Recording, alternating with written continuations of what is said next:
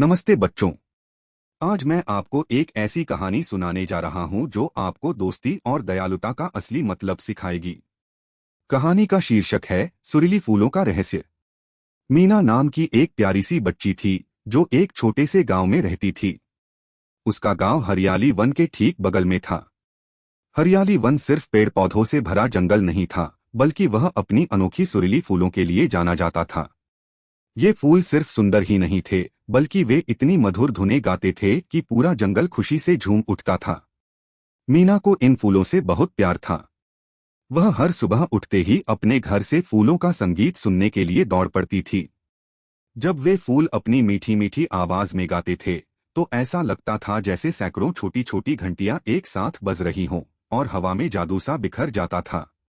मीना अक्सर फूलों के बीच बैठकर घंटों उनकी बातें सुना करती थी और कभी कभी तो वह उनके साथ गुनगुनाने भी लगती थी।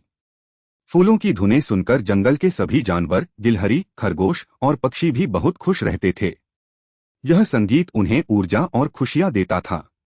मीना के लिए ये फूल उसके सबसे अच्छे दोस्त थे जो हमेशा मुस्कुराते और गाते रहते थे। एक दिन सुबह जब मीना उठी तो उसने महसूस किया कि कुछ बदल गया है।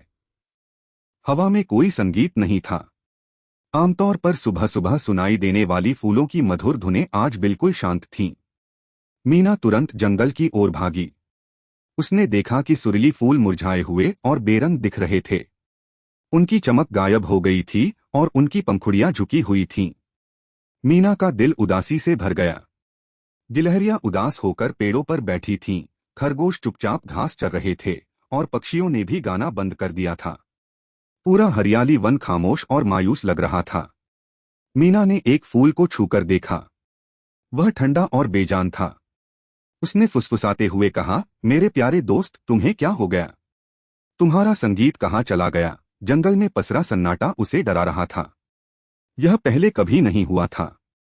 मीना जानती थी कि कुछ गड़बड़ है और उसे इस रहस्य को सुलझाना होगा। मीना ने सोचा कि इस रहस्य को सुलझाने में उसे किसी बड़े और समझदार की मदद लेनी होगी। उसने तुरंत प्रोफेसर हूट के बारे में सोचा, जो एक बूढ़ा और बहुत बुद्धिमान उल्लू था। प्रोफेसर हूट जंगल के सबसे ऊंचे और पुराने बरगद के पेड़ पर रहता था और उसे जंगल के हर रहस्य के बारे में पता होता था। मीना ने अपनी टोकरी ली और प्रोफेसर हूट के पेड़ की ओर चल पड़ी। रास्ते में कई कांटेदार झाड़ियां थीं, लेकिन मीना नहीं रुकी। जब वह प्रोफेसर हूट के पेड़ के पास पहुंची तो उसने देखा कि प्रोफेसर हूट गहरी सोच में अपनी आंखों को झपका रहा था। मीना ने विनम्रता से पूछा, प्रोफेसर हूट, क्या आप बता सकते हैं कि सुरीली फूलों का संगीत क्यों चला गया?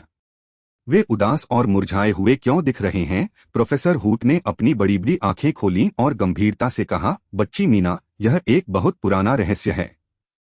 इन फूलों का संगीत सुरीले पर्वत से आता है।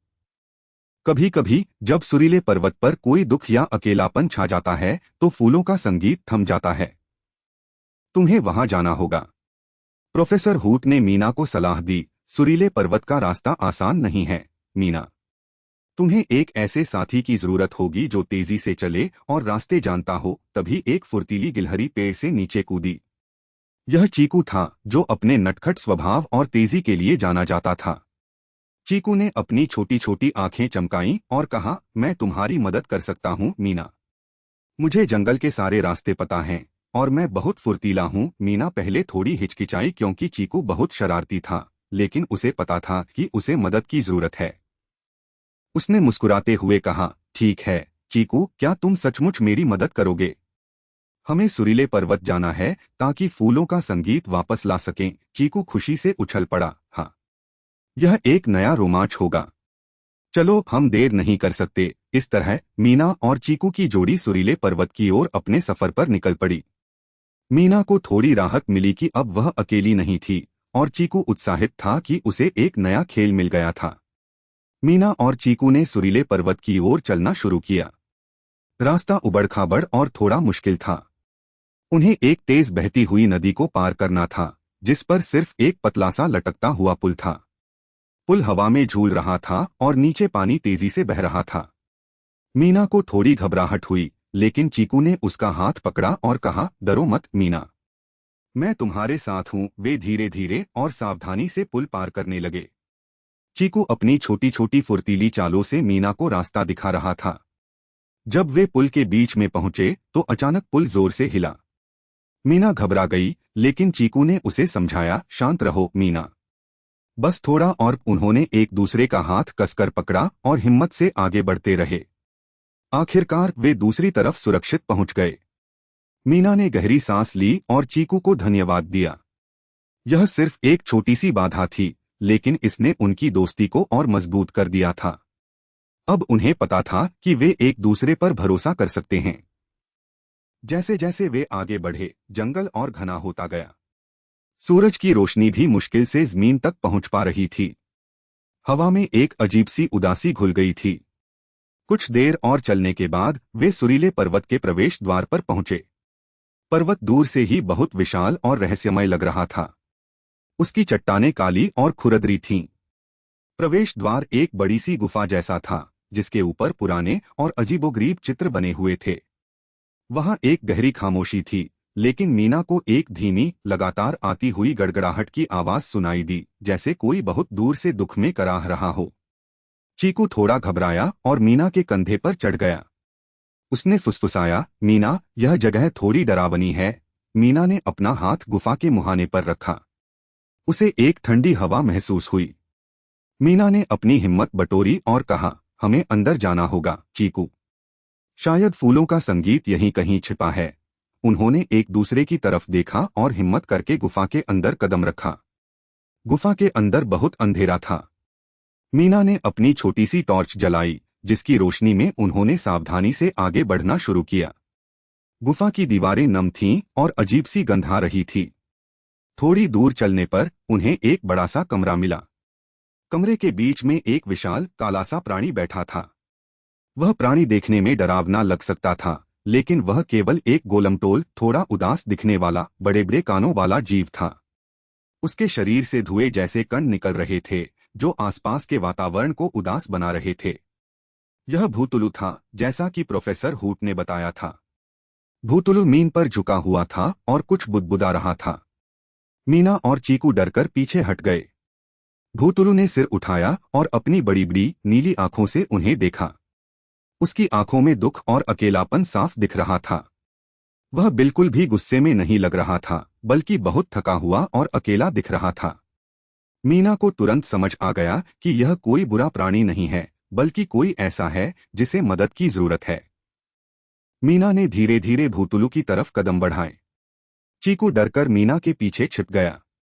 मीना ने प्यार से कहा, नमस्ते भूतुलु, मैं मीना हूं और यह चीकू है। हम हरियाली वन से आए हैं। क्या तुम हमें बता सकते हो कि सुरीली फूलों का संगीत क्यों रुक गया है? भूतुलु ने एक गहरी सांस ली और उसकी आवाज गुफा में गूंज उठी। कोई मुझे सुनता ही नहीं। मैं अकेला रहता हूं इस अंधेरे पर्वत में। फूलों का संगीत इतना प्यारा था कि हर कोई सिर्फ उन्हीं की बात करता था।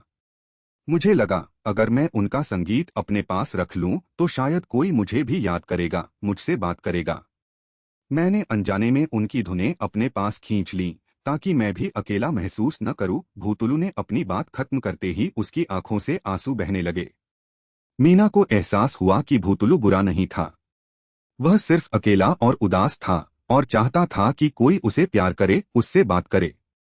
उसने सिर्फ ध्यान पाने के लिए ऐसा किया था। मीना का दिल भूतुलु के दुख को देखकर पिघल गया। उसने धीरे से कहा, भूतुलु, हमें पता ही नहीं था कि तुम यहाँ इतने अकेले थे। हमें माफ कर दो। उसने भूतुलु के बड़े से हाथ को छुआ। सुरीली फूल जंगल की जान है भूतुलु। उनका संगीत सभी को खुशी देता है। उनके बिना जंगल के सभी जानवर और हम सब बहुत उदास हैं। चीकू भी मीना के कंधे से कूदकर भूतुलु के पास आया और फुर्ती से उसके पैर पर चढ़ गया।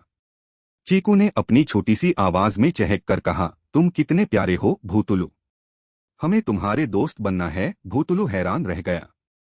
किसी ने कभी उससे इतनी प्यार से बात नहीं की थी। मीना ने कहा, अगर तुम फूलों का संगीत वापस कर दो तो हम सब तुम्हारे दोस्त बनेंगे। मैं तुमसे वादा करती हूँ कि मैं हर हफ्ते तुम्हें मिलने आऊंगी। तुम अकेले नहीं रहोगे। भूतुलु की आंखों में एक नई चमक आई। उसे लगा कि उसे सच में कोई मिल गया है जो उसे समझता है। भूतुलु ने मीना की बात सुनी। उसे लगा कि मीना सच कह रही है और वह अकेली